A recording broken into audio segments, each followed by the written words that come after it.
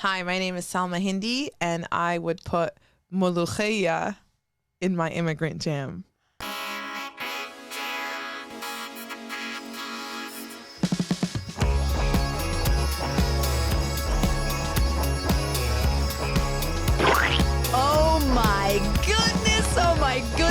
Oh my God, we are back at Immigrant Jam Incorporated here in New York City. And today we are traveling to Egypt via Canada. We have an amazing guest here today. First of all, welcome everybody to Immigrant Jam, the podcast. I'm your host, Lucy Pohl. If you have never listened to an episode, thank you. Welcome. Stay with us.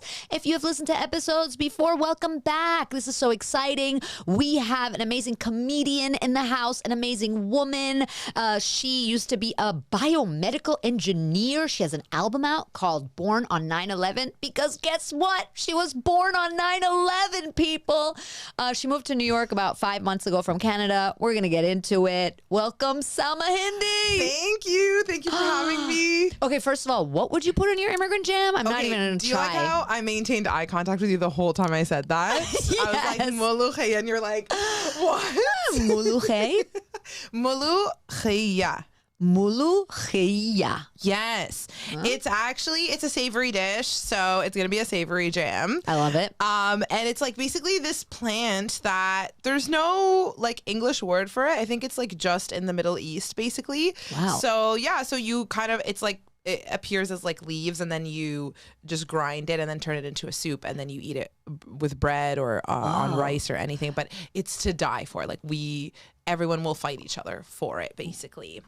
What does it taste like? Is it sour? Is it earthy? Is it reminiscent of the old days when I don't know what I'm talking about? Yeah, it's really earthy. It's like it kind of tastes like a little bit of like a soup, but one of the main garnishes is like garlic and butter, basically. So it tastes like that. You're like, everybody loves it because it tastes like garlic and butter. Exactly. And is that an Egyptian thing, or all? You're saying all over the Middle East, though? Yes, the plant itself is in the Middle East. You can find it in other countries, but it's like made differently. So, for example, when like Syrians make it or Palestinians, they'll keep the leaf as a whole. Which hate you with it. Exactly. That sounds amazing. And yeah, if anybody eats that at home, send us a message. Yes. Just say, I eat that. That sounds really good. I want to have that. Okay, Salma, you are, well, you're Canadian. Yes. But your parents are Egyptian. Yes. And they came to the States in the 70s, I think? Yeah, they came, like they moved to Canada. In 75. Well, I guess like, North America. Yeah. Like I just call it the West, basically. Right. And they moved here. My dad moved in 75 and my mom moved in 1976, the year right after him. So they met here or they had already met there? They were already married at that point, and then he moved and then she moved. They met, they were like family friends, or like he was neighbors with like one of her relatives, so they've known each other for a long time. But then their romance really began when he was her TA at university, and she also studied engineering in Egypt. So he was her TA. Yeah, she was like, he was such an asshole. He would always make me go up on the board and derive equations, and I was like, so you married him? Like, anyways.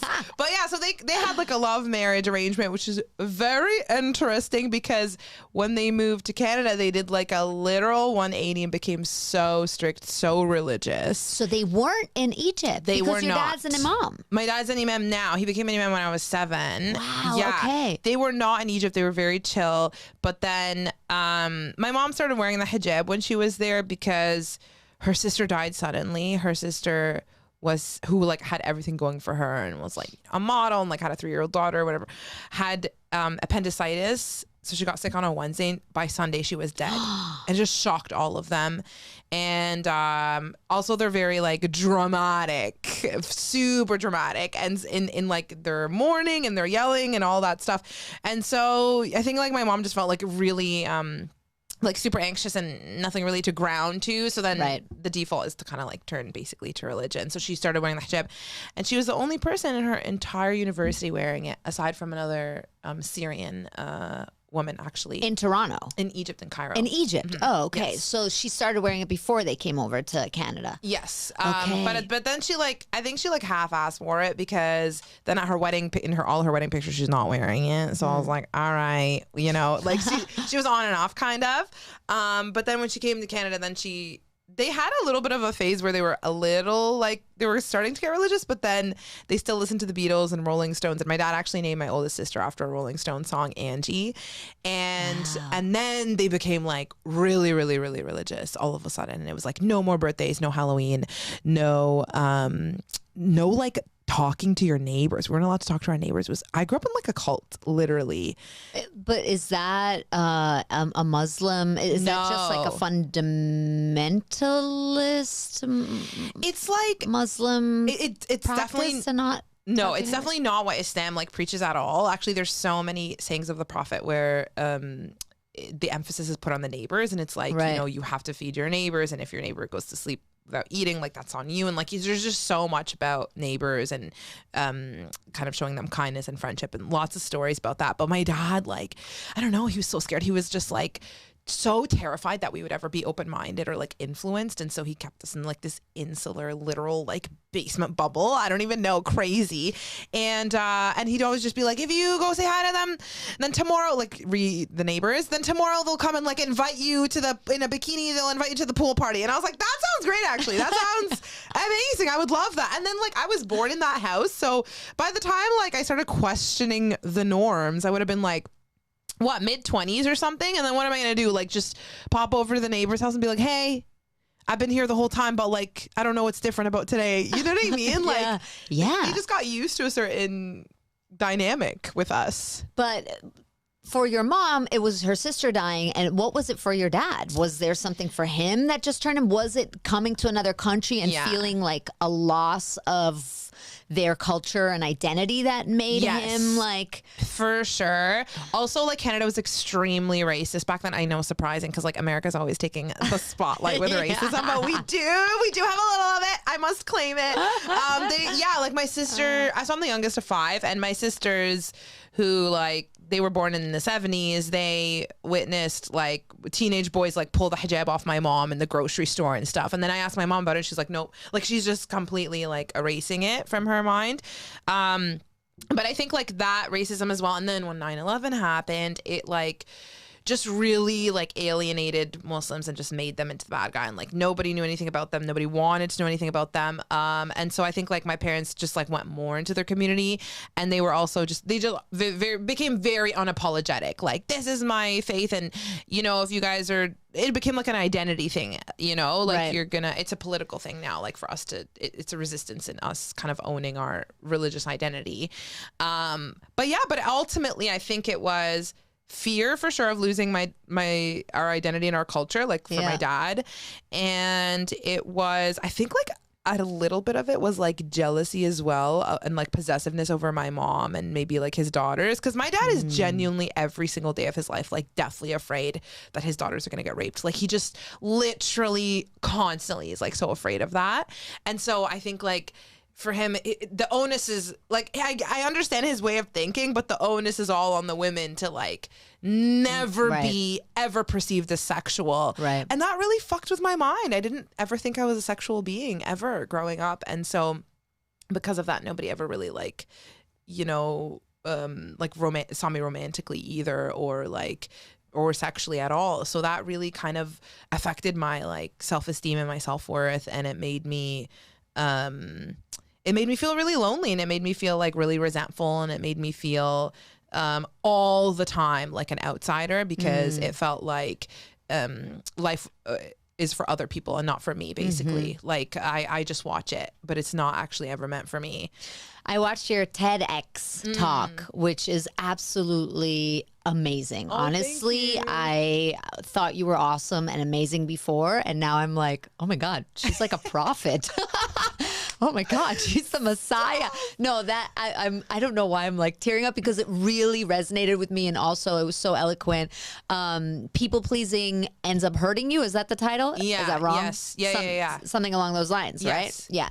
And so you talk about, how pleasing others is a way to kind of find an excuse not to live your life. But what I thought was really powerful was something that you just basically said, that, you were taught that, your life doesn't start until you get married, until you kind of check all those boxes and you're on standby. Yes. And I think that, a lot of people listening, even if they didn't grow up that way, can relate to that because of this box that you can put yourself in, right, even if you didn't have it externally, where you feel like, if I only had this, or if I only did this, then my life would truly start, right. Right. So it really resonated with me because I could relate to it, and I didn't grow up religiously at all, like far, far, far from it, Right. But you studied biomedical engineering. You worked as an engineer, and you used to wear the hijab, and then you started doing comedy, and now you do comedy and you flaunt your body in such a like amazing and cute and beautiful way. You know, wow, thank you so much. Yeah, and. But that can't be easy. Or what was the moment? Was there a moment where you decided? Was it like a slow burn, or how did it happen? And where do you think it comes from that you have the courage to do that? Yeah. Honestly, like, it's so interesting because like I kind of like trace back a lot of, I get this question a lot, like, what was it basically that kind of like changed you? And there was definitely like it was definitely years of experiences that led me to open my eyes up to a lot of things. But I think that there were 3 major shifts that happened. So the first one, first of all, I want to say that I did grow up in a very extreme Muslim household. Like, this is not the case for a majority of the people in the Muslim community that I grew up with. Like, it was always known that my dad was the most strict and most extreme. But in addition to that, like, I guess like to survive that environment, but like I would never have known that in my conscious mind at the time, I took complete ownership over all of that extremity, like, values. I was like, I also want to do this, and I also want to be the best, and I also want to be, because to me that meant like being the best Muslim means like being the best human. Right. And so for me, I was like, oh yeah. And the best daughter too. Absolutely. Right, that was the main driving force. It was like the love and approval of my parents. And for a long time I was killing it. They absolutely loved that I was like under the radar basically my whole life. Like, it's so interesting because success to them always means like diminishing my spirit or like shrinking myself or just being invisible. And I'm like, that's such a suffocating way to live. But yeah, so I did that for a long time, and then it wasn't, I think, when I started to get to the age of marriage, which to my mom was literally when I hit puberty. I'm not even joking. Like, so my sisters got married at like 18, 19, and I got my first ever proposal at age 20, and I felt like a grandma. Like, I was like, I'm basically expired, and I was like, I'm so behind, and my mom's obviously comparing me to them, even though there's like kind of a generation apart between us. Like, there's 12 and 14 years difference between me and my sisters. Wow. And so my mom's just kind of like, are we behind? Are we not? Like, she's trying to like kind of calibrate like how she should judge me basically. And then I started saying no to people, and my mom had never seen that before in her life. And she was just like, who do you think you are? I remember one time, oh my God, it's so traumatic. But I literally like went to my mom, and I was, after the proposal, and she was like, why are you saying no? I was like, I just don't like this dude. And then she's like, Salma, like, didn't one time you told me that like you're so ugly and you look like a polar bear and no one will ever want to be with you? She's like, well, look, there's someone who thinks you're pretty, so like, how do you with them. Wow. That's so crazy. But how do you like reconcile that your mom obviously loves you? Right. A lot. Right. And I'm sure she's a sweet and amazing woman. Right. In many ways. Where do you think that comes from? Is that again fear that you'll be alone, or that like, where does it come from that because that's really hurtful. I mean, we're laughing about it, obviously, because we're comedians and, whatever. But that's like crazy hurtful. It's crazy hurtful, mostly because of the betrayal. Like, it's like, I told you that in a moment of weakness for you to like reassure me, not to use it against me later when my self-esteem and was already down and my doubts were high. You know what I mean? Right. But yeah, like, I think ultimately, like, the only way I can make sense of it, and don't get me wrong, I'm still so mad at like my parents to such a large extent, my family and all of that, and it's part of the process of healing and acceptance also. But I think like I have to think about it in the way that it's true, which is that she's still operating from survival mode. And even if she doesn't need to be, she's still kind of on that path. And I just watched the series yesterday. I literally binged the whole thing, called Scenes from a Marriage on HBO. And oh my God, it broke me.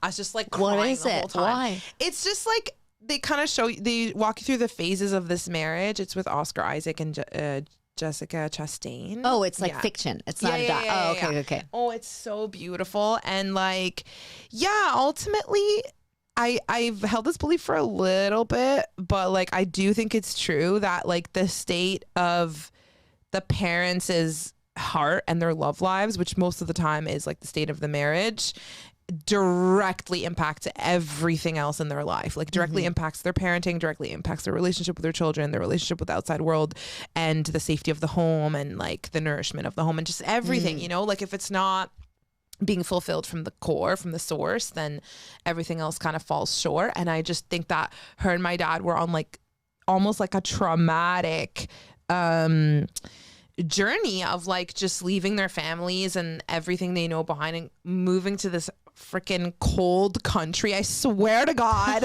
it destroys your mental health. And my mom, who like doesn't even believe in like mental health as a concept, wholeheartedly would tell us when I was growing up that she went into a depression when she came here because she lost everybody and she didn't know the language and it's freezing cold, and my dad didn't let her do the engineering equivalency exam, or she was about to, but then she got pregnant with one of my siblings. So it's kind of like she almost like did the best she could. Like, she's trying to like own this life, and now that I've moved, like I moved an hour away. I moved to a city. I speak the language, like, and I'm like, how do people do this? I was just broken bones almost. Like, I was just shaky, getting in my car, packing my stuff up, taking my cat, and just driving to New York. Like, it was the scariest thing in the whole world. It's the scariest thing in the world, and that's the thing that people don't realize a lot of times when they talk about immigrants. Like, nobody wants to leave their home. Yes, nobody wants to leave. Whether you come voluntarily or whatever, you don't really want to leave. But I hear you. My grandma was 40 when she moved from Romania to Germany. Right. Couldn't speak the language.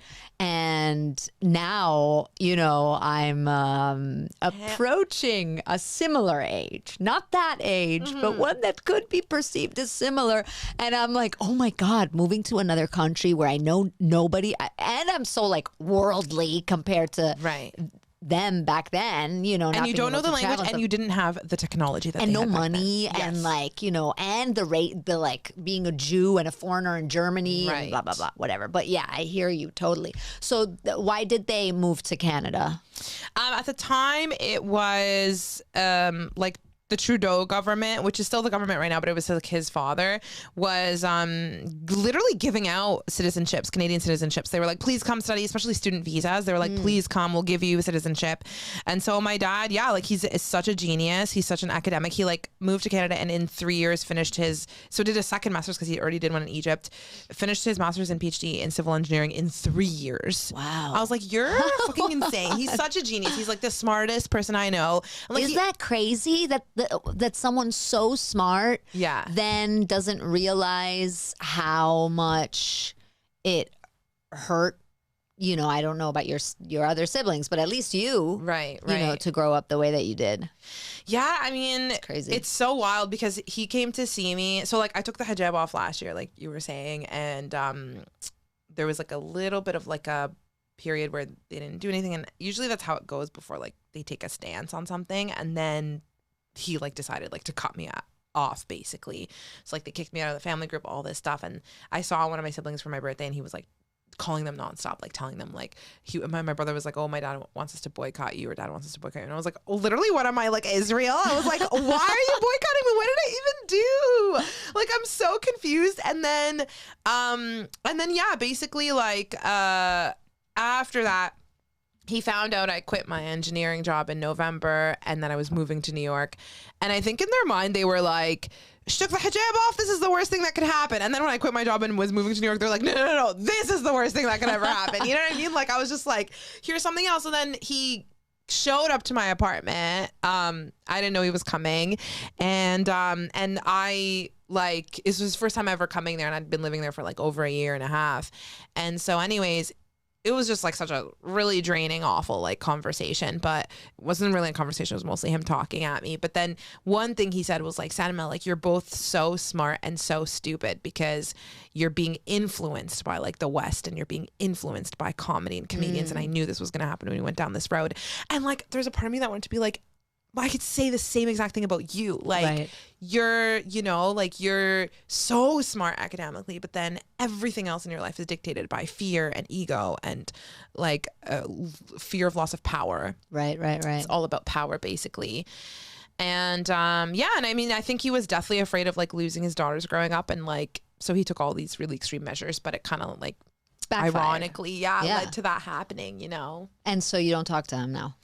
I see them like when I go, which is really infrequent. I don't stay with them anymore, but like I saw them on Eid. But there's like lots of drama. Like there's also like certain members of the family that are like not happy with me being there, happy with me showing up as like an example for my nieces and nephews. Right. You know, I remember you telling me about that. Yeah. Yeah. So yeah, and then there's a part of me that's like, one of my sisters is like, oh, you know, like you could work towards reconciliation. But then there's another part of me that's kind of like, but why? Like there's still so much more that can come out of me, like just living authentically. And I don't want to be so in such close proximity to it that like every time I make a decision in my career, that's maybe going to get more exposure or more against their values. It's like another drama. Do you know what I mean? Like, yeah, of course. I would just rather this happen far away and then I figure my own path and my own voice out, because yeah, like being kind of growing up in that environment, always being gaslit, like you kind of doubt your own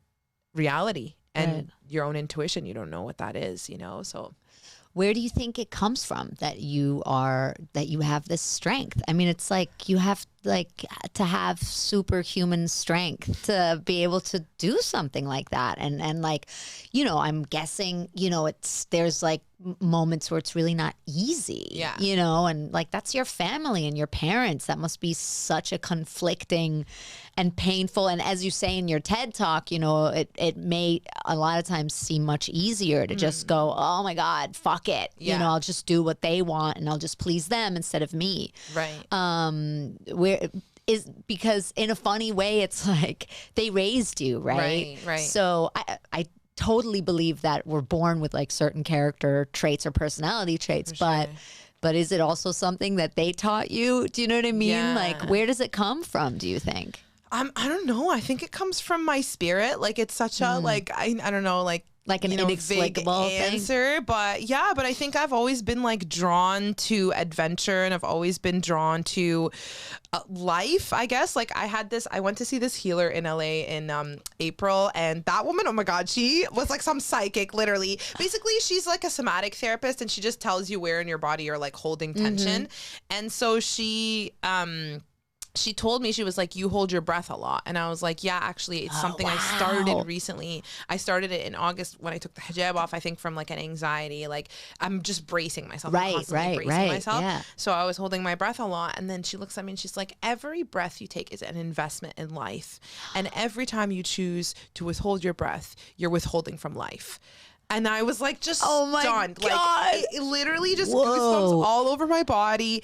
And then we did some actual somatic work, which destroyed me. Like where oh my God, like we can get into it, but it was wild. She like worked on the tension in my jaws, and she like made me say the first things that came to my mind. And I started crying. On one side of my face, I was like, I see my mom turning away. And on the other side of my face, I was like, I feel like life happens to other people and I just watch it. Remember I said this earlier? Yeah. And then, so we worked through that. She like you cry, you breathe, you do everything as you release the emotion from your body. And then we had like a downbeat, and she like locks eyes with me, and she's like, and by the way, you have the biggest appetite for life than most people have ever met.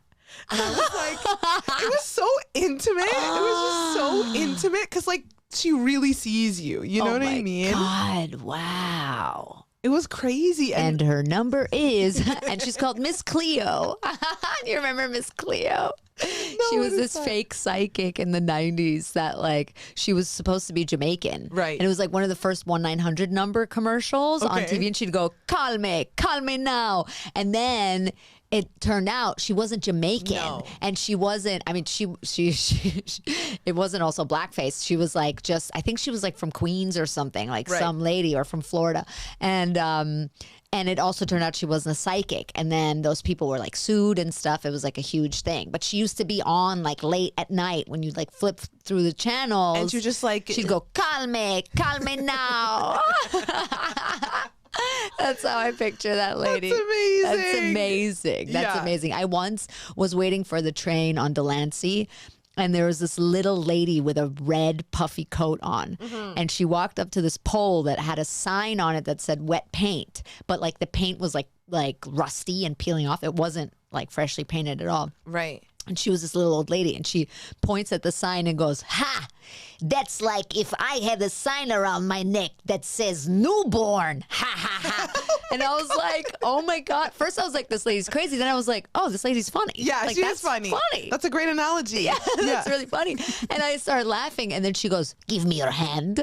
No. And then and then she started reading my palm, and everything she said was totally true. She was like, you're always jumping for other people. Don't jump. What if they don't even want you to jump? And then she opened my fingers up and like looked. She was like, and this and that, and said all this stuff. And then she like, I swear to God, I'm not making this up. She like disappeared. Oh like the my train God. came and she was gone. And I was like, oh my God, did I just imagine that?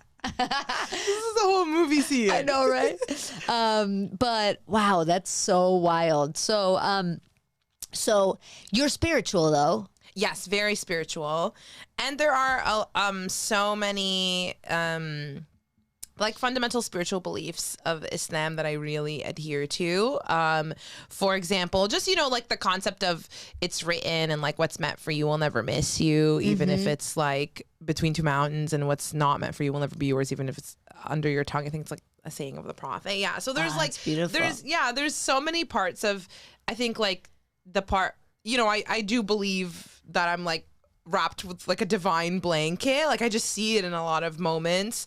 And yeah, like I think there was a lot of healing that I had to do from seeing, so yeah, like I would say like the three major shifts that happened in my life was like, you know, kind of like my eyes being open and my belief in my family really shifting and changing, and then my belief in my community really changed after my first ever breakup, which actually was when I gave that TED Talk.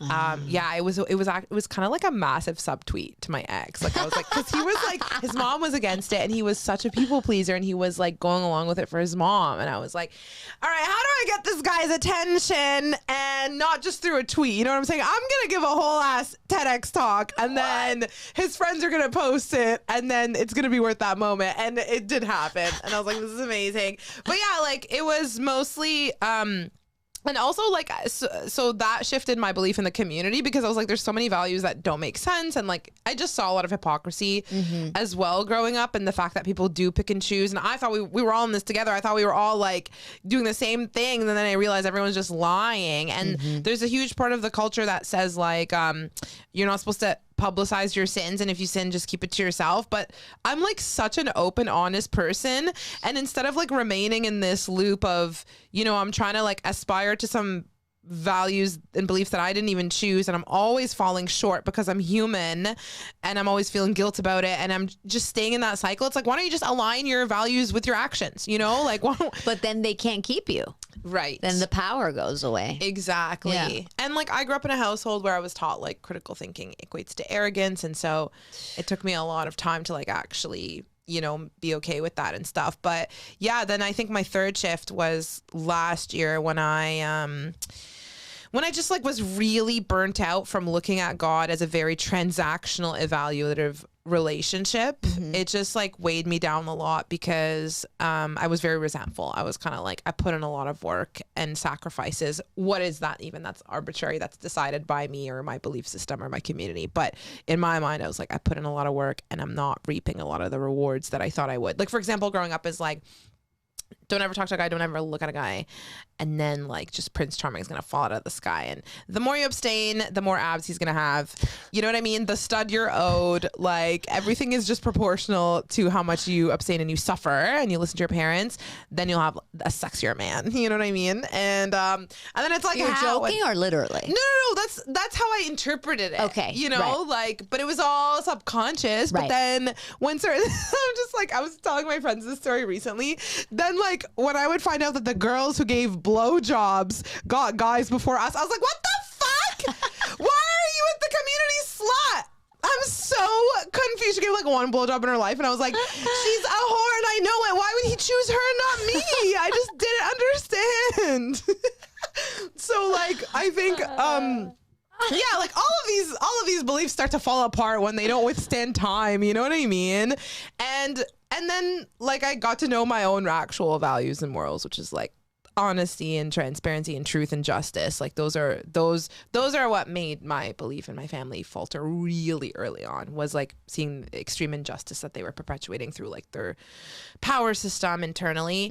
And yeah, so that's kind of like I think like from that point on, like I had to rebuild what my relationship with divinity, and it's not a transactional evaluative force. It's just like a benevolent force, but it's also it's also nourished by like gratitude, and it's nourished by your abundance mindset, and I've been really getting into body awareness over this last year, 2 years, basically, like doing a lot of meditation, which was actually what helped me get through my breakup. I was like getting panic attacks. Like it was, I had to do meditation every day to like survive basically at least the first month. And then, and obviously you can't talk to anyone at home about this, like without something being your fault, like without, you know, you pushed them away or you did something to deter the man, or like. And that's like on top of the religious thing, a very like, a common thing for immigrants anyway. Right. I think, you know, that like mental health, it's like you don't have time for that because you're, like you said earlier, in survival mode all the time, and, you know, fighting, and you can't be weak. It's seen as weak, especially for those older generations. Absolutely. And like this concept of it is what it is, and like acceptance and letting go doesn't exist. There has to be some blame on something. Right. There has to be like somebody's fault or something you could have done better. And it's just such a like, it really gets down on yourself. And then the narrative you have with yourself is so harsh, and you're always shitting on yourself and you're always putting yourself down. And then like I saw this thing post like a couple of years ago that said you can't hate yourself into healing. And I was like, yeah, that's literally what I've been trying to do. Yeah. You know, and it doesn't work. No, it doesn't work. And the people you respond to most are the ones who are really kind and who don't reprimand you, right? So in that way, my eyes started to open up when I just experienced like kindness for the first time.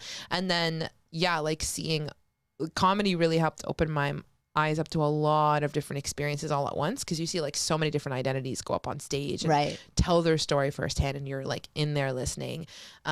So yeah, like in a way my dad's fear came true.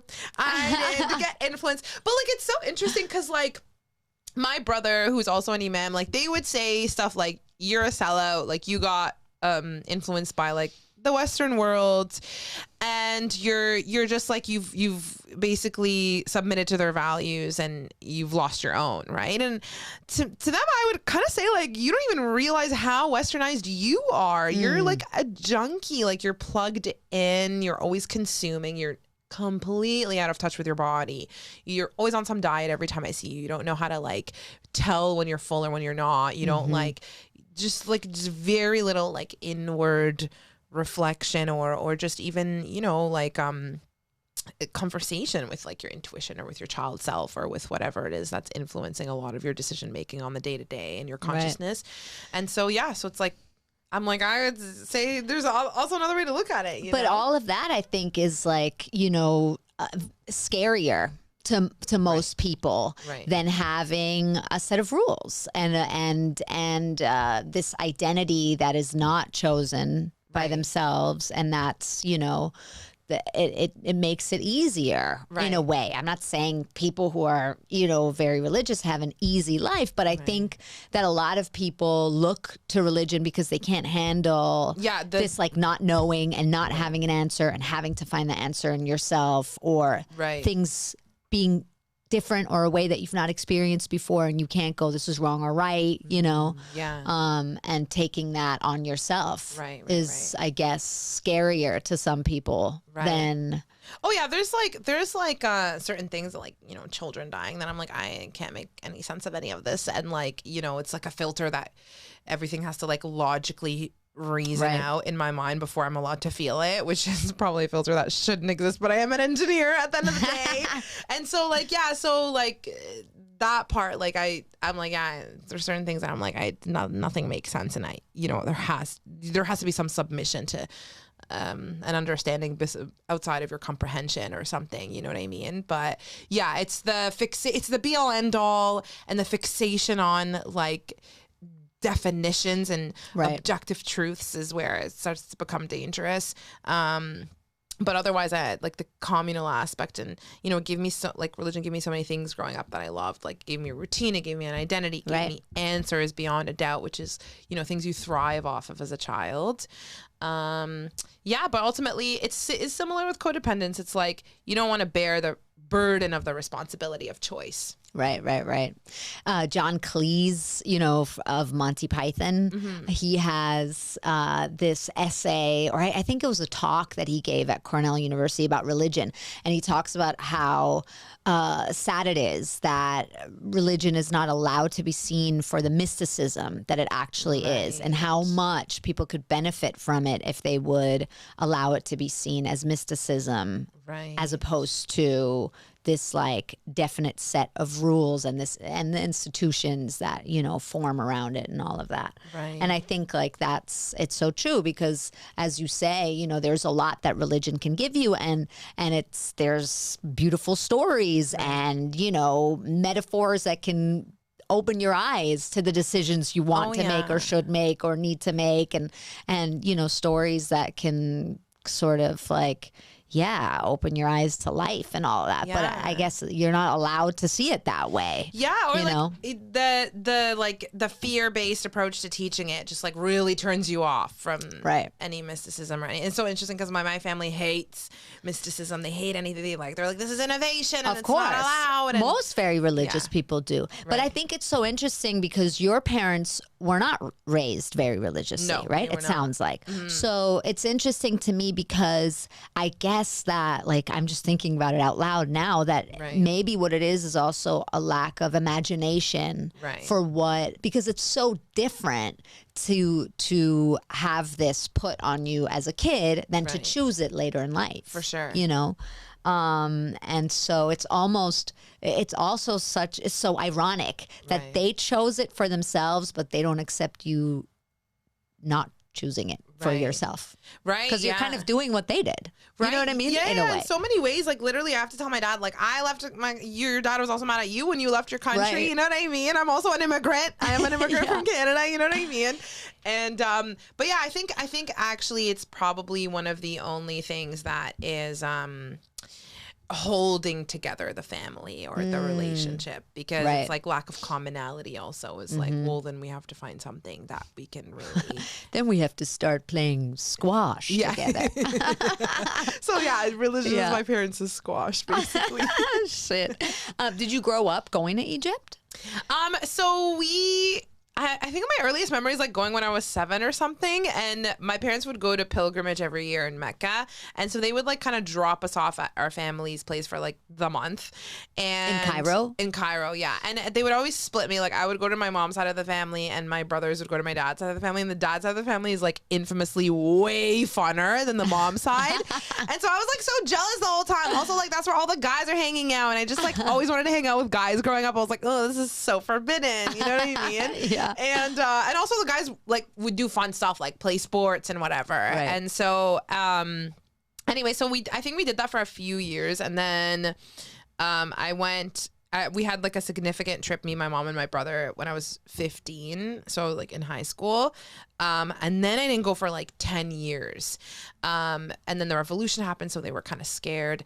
And then my cousin was getting engaged in like 2017, and I was like, fuck it, I'm just going. And I went with my uncle, and my mom and everyone was like, oh, how are you going? How are you going? Like, it's so dangerous. And I was like, it's fine. And then they all got so much FOMO, and they were so jealous that the year after, when we went for the wedding, they went too. That's and great. yeah, it was like so fun. And then after that, I went in 2019 for one day to try and I met my ex at the time, like my boyfriend's or whatever, the guy I was talking to, his mom, to like try and convince her. Wait, for one day from Canada?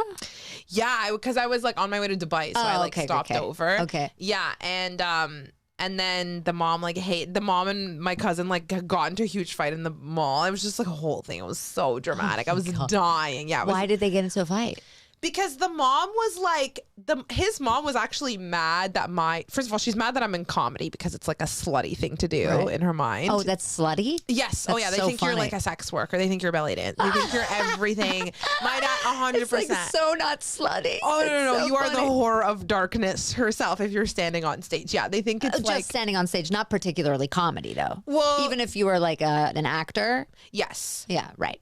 But you're standing on stage in front of men, and you also have a voice. You're also like that's a lot. So in their mind, and also entertainment. Like there's something that like the elitist part of them also looks down on that. Like, course. what are you, like a clown or a jester or whatever, right? Used to be that way. Yes. Yeah. True. Yeah. And so the mom really hates the comedy, but then the mom also really hates my dad because he's very outspoken about religion, and she thinks he's too much of an extremist. So she like hates both of our extremes. Basically, she wants like something in the middle, and then so he was against it. So anyway, she was against it, and so I like went to meet her, and my cousin was there. My cousin was being all friendly in the beginning, and then the mom basically said, like, why is your dad the way that he is to me? And then my cousin was like, I'll tell you why, because like Muslims, when they go to America, like they're threatened to like lose their identity. So then they either have to assimilate or they double down. And so her dad doubled down. And then she's like, no, I know these kind of people, like they like come from like the slums, basically these villages. And then they go to Dubai and they have like 5 wives and they ruin the reputation of the religion. And she's like going on. And then my cousin just snapped and was like, I'm not going to let you talk about her dad like this. She's like, I'm not gonna let you say this about her dad. And she's like, and also like, what does that have to do with her dad? Like, she's her own person. Like, what does that have to do? And then the mom starts asking me like, well, why comedy? And I was like, oh, I have like a rehearsed answer for this. I was like, it's a way to like shatter stereotypes and like, lessen Islamophobia, like all these things. And I'm like, like a record, like I'm like going on. And then my cousin was like, because she wants to. She's like, because she fucking wants to. She's like, what is that your whole objection? Your whole objection is that Salma does comedy? She was like, ever since Salma's really young, she loves to say stories and she wants to sell her stories. And then the mom was like, no, I'm not objecting to anything. I'm not whatever. She was shocked that my cousin stood up to her. And then I was like literally like I was like paralyzed. Like I was gonna literally pass away from like all of the drama. I was like, this is too much for me to handle. And then that's it. We left because I had to catch a flight. And then the mom goes to him and she's like, oh, she's not as bad as her Instagram. She's like a lot more naive and like gullible. That was the word she used about me in Arabic. Yeah. And then she was What's the word for gullible in Arabic? Ghalbana, which means like weak, but like someone that can easily be taken advantage of. That's the word. Yeah. And but also harmless. Right. And then so then she goes like, I'm going to say it in Arabic. She says, Di wahda titsahibha mish wahda titgawizha, which means like this is someone that you take as your girlfriend, not someone that you marry. That's so fucked up. Isn't that so fucked up? That is so fucked up. It's crazy. I was like, how do you just say that to your son? So many Arab moms do that. So many Arab moms, they're just like, have your fun. Because like men can't help themselves and men have to have fun. But then like, just like whatever, come by and then marry someone that they literally don't even like. And then they're in these fucking up marriages and then their families suffer. It's a cycle. Wow. It's a cycle. And also your cousin is Cardi B. Oh yeah, my cousin. Shout out to Negna, my cousin. She's a real one. Imagining her like taking off her gold earrings and like hold this, like hold my rings and shit. She was born for that moment because she woke up, every single diamond in the vicinity of her entire neighborhood was on her body. And she was in a fur coat. And then his mom, I swear to God, and then his mom was mad at the fur coat. She was like, is your cousin coming with me with her fur? And then my cousin was like, first of all, bitch, it was real. It was dramatic. Wow. Yeah, crazy. That's so crazy and amazing. Yeah, that's a movie scene. Literally. Yeah. But that was my last time in Egypt. And then I went for the first time ever last month alone without my family, which was like incredible because like I could actually develop a relationship with the culture and with the country outside of my family and outside of like duty. And I didn't have to visit my aunts who would have just like literally criticized my body the whole time, or like, you know, what I look like or who I am or like my life. Like they're just so miserable. You know what I mean? Yeah. So yeah, so it was so fun. It was like amazing. Do you feel Egyptian when you're there, or do you feel like Canadian? I feel like such an outsider. It's so wild because I love the culture so much. I love the food. Every time I go there, they're like, oh, you're American? Okay, we're going to take you to Chili's. I'm like, I don't fucking come all the way here. That's what happened. I went to go Kuwait, to Chili's. And they were like, we're taking you to a great meal. And we were like, yes, we're going to have like, you know, Middle Eastern food and stuff. And they took us to this like Japanese omelet place in a mall. And we were like, what the fuck? It's like 180 degrees outside and we don't want to eat fucking, what is this? You know? Oh my God. It's so funny. They were like, you will love this.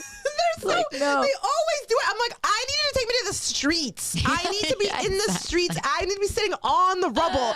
And like, I need to see someone actually cooking with their hands, you know? But when I said, can we have some like Kuwaiti food? They were like, you have to go to the desert and like dig a hole in the sand and like put a lamb in it or something. You know? Like they were like laughing at me. Right. They were like, we don't eat that. Right. Yeah, that's so funny. I remember seeing an Applebee's in Kuwait, and it said Applebee's, the neighborhood place, and I was like, "We're surrounded by desert. This is so funny." There's no neighborhood here. here. Exactly. What's the neighborhood? That's hilarious. Oh yeah, I made sure they took me to the street. I set them straight right away. I like did this whole bit in front of them. I was like, I fucking come on. I was like, I don't even go to Chili's in America. That was me yelling at them, and they're like, okay.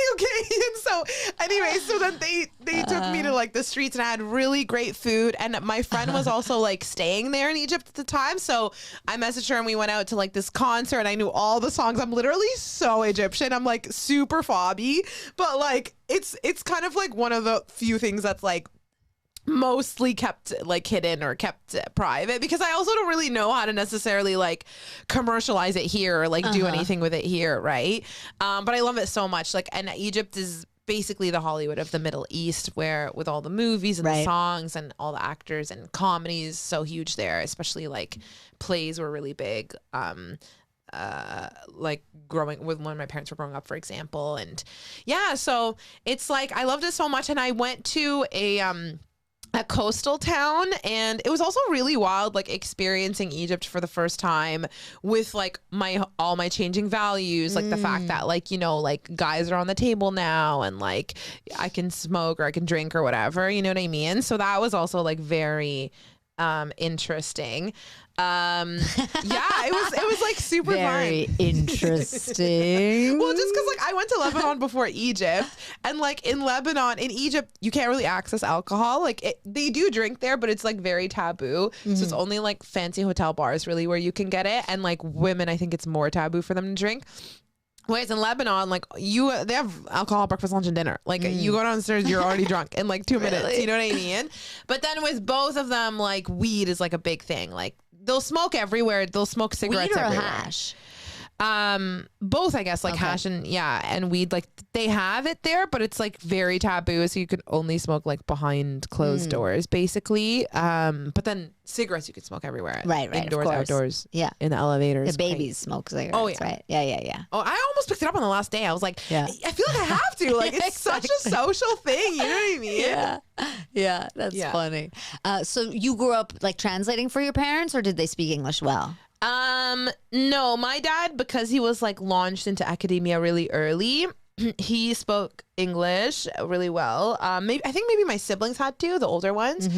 But my mom also went to took English classes, so she learned pretty early. She has her favorite line is, as a matter of fact. She loves to say that. Immigrants always have a thing that they like to say. They lean on. Yes, totally. Absolutely. For my mom, it's as a matter of fact. That's so cute. Oh my God. We actually, when we went over on Eid, it was me and my friend. I brought my friend Sahar, who's a TV writer. And we're kind of developing something right now, her and I, about me and my family's life and stuff. And so, she walks in. First of all, my family is shocked because I showed up and I wasn't in the hijab and all that stuff. And then we grab our food and we're about to sit down. And then my mom looks at her and she's like, I like your hijab, to my friend, right? And then my friend's like, oh, thank you. And I'm like, she's not talking to you. That's my mom talking to me. Everything is a passive aggressive jab, basically. Oh, wow. Yeah. And then my mom sits down and then they start talking kind of about her work, and then my mom goes I just want to let you know that ever since Salma was very young, she loved to exaggerate. Basically my mom is this girl's a fucking liar, don't believe anything she says. Okay.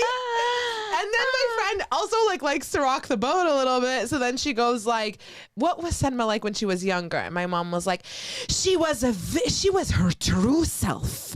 She was very pure until I don't know what happened or who made her very bad. And my sister's like, Mom, not now. Mom, not like this. Mom, not here. And I'm like, oh, that was my first time ever seeing them do that too. I was like, she must have been scared by my friend. But anyways, that's how my mom talks. That's very so funny. Yeah, their accent has stayed the same though. Were you embarrassed of their accent as a kid and stuff? I guess because I wore hijab really early. I would never be embarrassed of my mom or anyone else. I was probably mostly embarrassed of myself because I was I don't feel great in this and I look so ugly and I don't look like all the other girls, and even the ones who do wear hijab are way more put together somehow, but also nobody else wore it that young. Yeah, I feel it kind of closed me off as a crushable option, which growing up is your one and true only aspiration. Yes. But so you felt like an outsider in your family. Yes. You felt like an outsider outside of your family. Yeah. That's I feel that's not something that really goes away, right? So is that something now that you're just oh yeah, I always feel like an outsider and that's cool. That doesn't depress me or give me anxiety anymore. I love that now.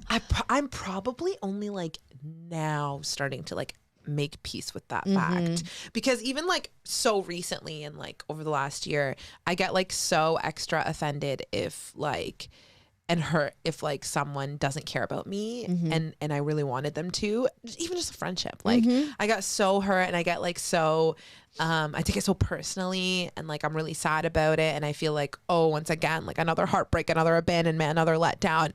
And then I just have to kind of be listen, everyone is unwell and you are you're always going to be on your own, and that's why that inner dialogue and that internal relationship is so important, because you're going to have that to lean on. And then you're the energy that emanates from you is going to bring other people who are aligned with that and actually do have genuine care, but you're not dependent on them from a literal survival place as well, Yeah. So, oh yeah, totally. Yeah. I know exactly what you mean. I can totally relate to that.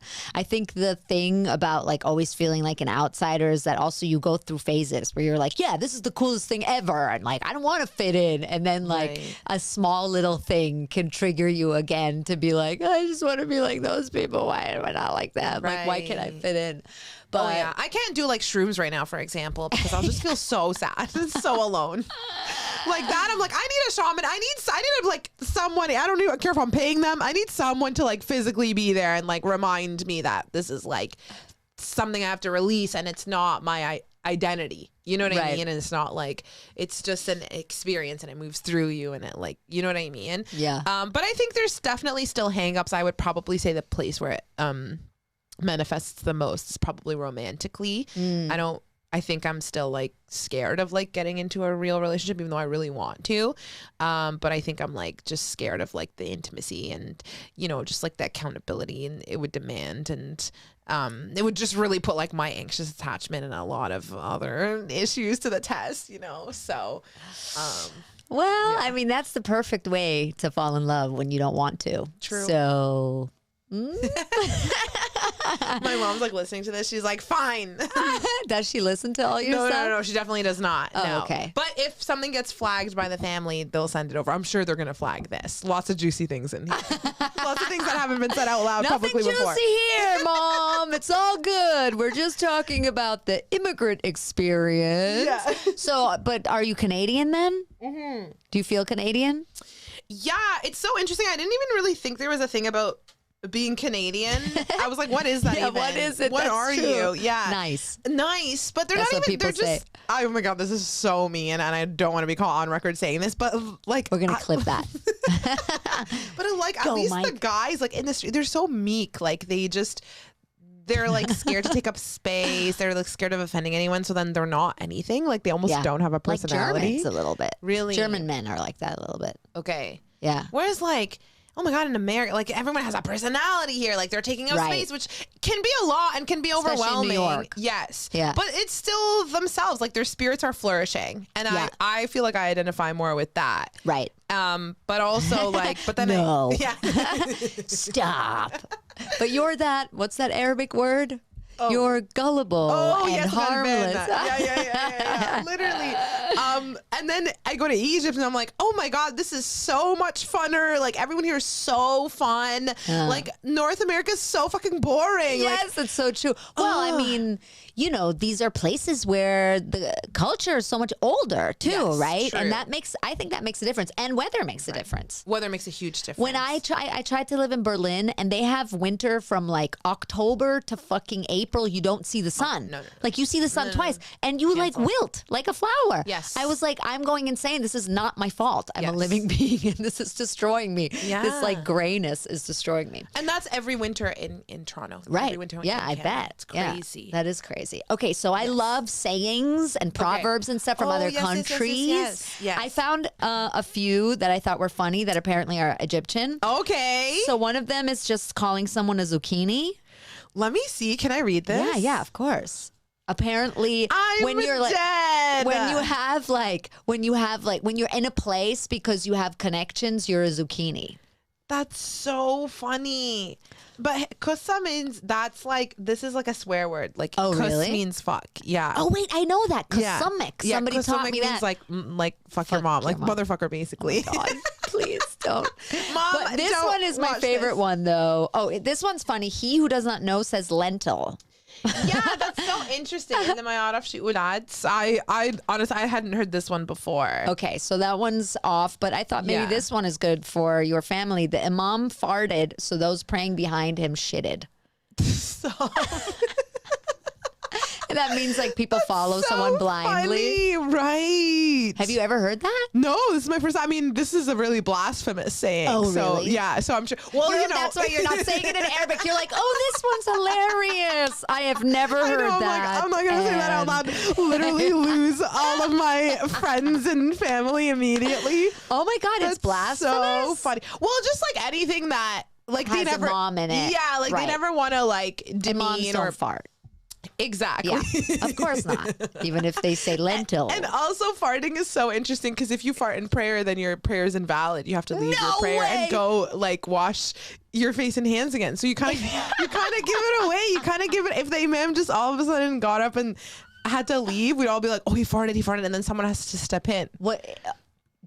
Even if it's a silent fart, Yes. you have to say that you farted. Well, he has to leave his prayer, and then once he so does, do a lot of people always leave their prayers? Because don't people fart all the time? well, that's what I'm saying. I feel like if I were an imam, I would not disclose that. I would keep going. I would not disclose it, but it's like they're like, oh, the spiritual like burden or Yeah, whatever. if I was the imam, I'd always be like, who farted? Yeah, literally. Ew. Seriously. Oh my God. That's hilarious. Do you have one that you love? Oh my God. Do you want me to tell you one that my mom used on me all the time growing up? Every time I'd ask her, like, Mom, do I look good or something? She'd be like, El ird fi ayn ummu ghazal, which means the monkey in the eyes of its mom is a deer. I saw that one. I almost picked that one. I saw it as deer or gazelle. Yes. Wow. Damn, Mom. I mean, I have to say, I also have a mom that thinks she's being nice and says things that aren't nice all the time. Right. You know? But that's another level. That one is a big one. There's my God. There's also one that I heard. Oh, my mom would always say this also growing up. She would say, "Imshi عدل يحتار عدوك فيك," which means like walk on the straight path and then your enemy won't know what to do with you, like because they have nothing to use against you, basically. But my mom like sees the world as like, I'm going to teach you a word in Arabic, in Egyptian Arabic specifically, which is so useful. Great. Okay, it's called Aruba. Aruba. Yeah, like the country. Oh, great. And it means yeah, you said it in such a like dancey way. Yeah, because I'm like, Aruba. Yeah, but Aruba. it's the do you remember the other word I taught you earlier, Galbana? Yes. It's the opposite of that.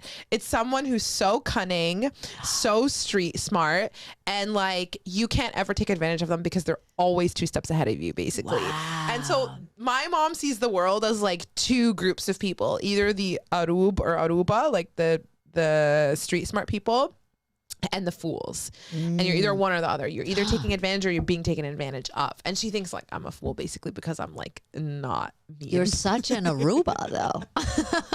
You're a total Aruba. We should tell her that, Mom. That's what I am.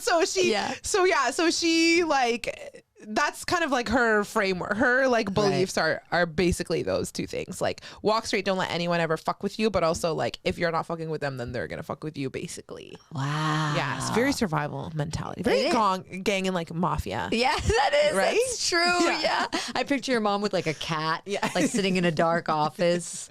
She's like, the monkey in the mother's eyes. You're like, Mom, what are you doing? We're not Italian. Okay, so now it is time for the Ultimate Immigrant Questionnaire, the poll questionnaire. And for those of you that have listened to previous episodes, we're going to change it up today. Have you heard of the Proust questionnaire? No, I have Perfect. Because this is the poll questionnaire. First thing that comes to mind, there are no wrong or right answers. Okay. Salma Hindy, are you ready for the motherfucking poll immigrant questionnaire? Oh my God, I'm ready. I'm ready. Okay. If you were writing a song about America, what would it be called, and who would you want to sing it?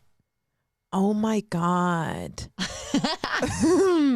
It would probably be Ghetto, and it would be by Akon again. I love it. I don't know. I feel like the streets of New York are so dirty and it's so hot. And I'm like, how are you guys living this way? Yeah, so it's called Ghetto, or is it called How Are You Guys Living This Way? Oh, wow. Because that's a good title for a song about America, too. It's going to be How Are You Guys Living This Way? I love it. Okay, if you had to make up a catchphrase for America, what would it be? Oh, my God. I mean, I think you just did.